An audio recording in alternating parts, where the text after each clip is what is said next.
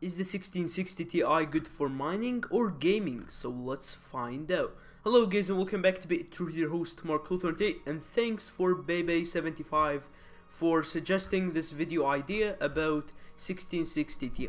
So today we're going to look at, the mining hash rates, the profitability, of the 1660 Ti, and we are going to conclude, with our research, is it good for mining or gaming? So let's start with the calculations.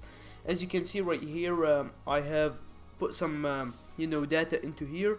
Now with Ethash it gets around 29 mega hashes per second, which is 96.2 watts, and keep in mind this information is from different sources, from people that use 1660 Ti's that they have purchased. On X16R you get about 16 mega hashes and 78 watts, which is really efficient if you think about it. Now if we calculate right now, we get about 41 cents. Now sorry, mind you, let me just put the calculations with the cost of electricity.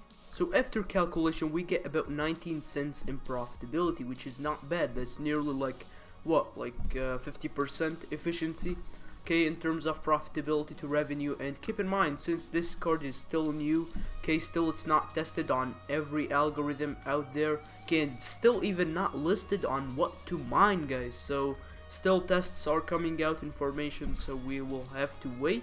But interesting, 19 cents.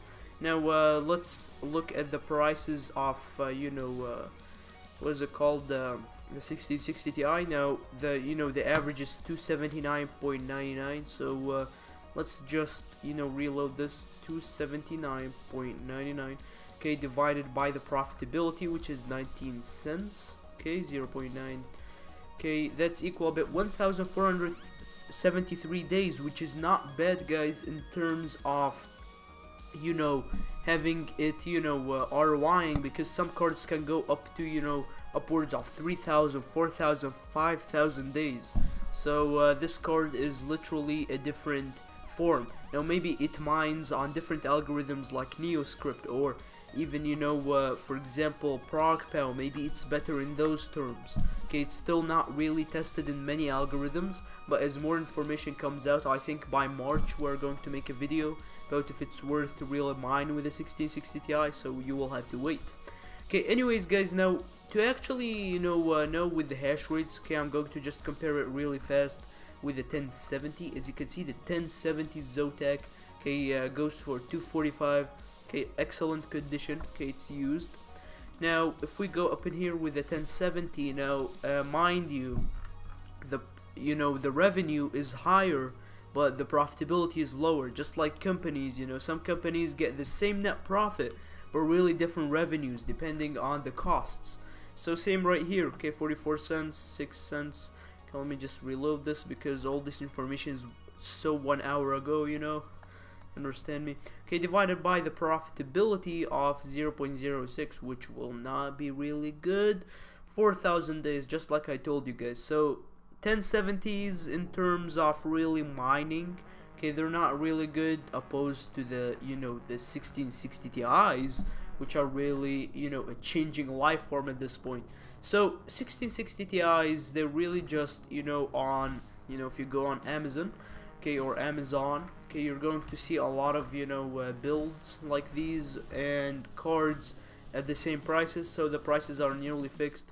The RX 580 gets about 125 bucks, which is still mining at a loss with 1 cent last time I checked, which is still correct.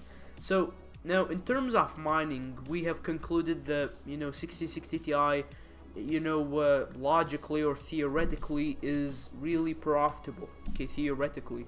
So let's look at the gaming benchmarks. So here I made a notepad. Now the gaming system that was tested on, based on some benchmarks from different users, it was the i7 Intel Core CPU 8700K, with 16 gigabytes of RAM, with DDR4, 3400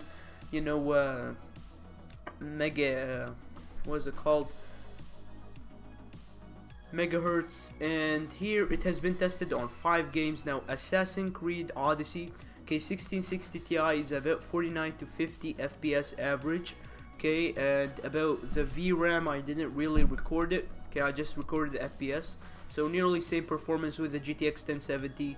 Battlefield 5 gets about 78 to 83 FPS on average. GTX 1070 gets about 76 to 81 on average. So that's a big difference. Okay, on Far Cry New Dawn, okay, you will get 1660 Ti about 70 to 74 frames per second on average, while the 1070 sucks at that with 3 frames behind from 67 to 72 on average. And Hitman 2, okay, 1660 Ti gets about 61 to 66, okay, while the GTX 1070 just beats it by 1 frame, okay, nearly on average. So about the Shadow of Tomb Raider 2, okay, 1660 Ti, 46 to 55, okay, a real significant difference frames per second on average, while the GTX 1070 8 gigs, mind you, okay, gets about 43 to 51 frames per second on average. So really keeping in mind, the two cards have the same performance. Okay, the 1660 Ti and the 1070, the GTX, of course.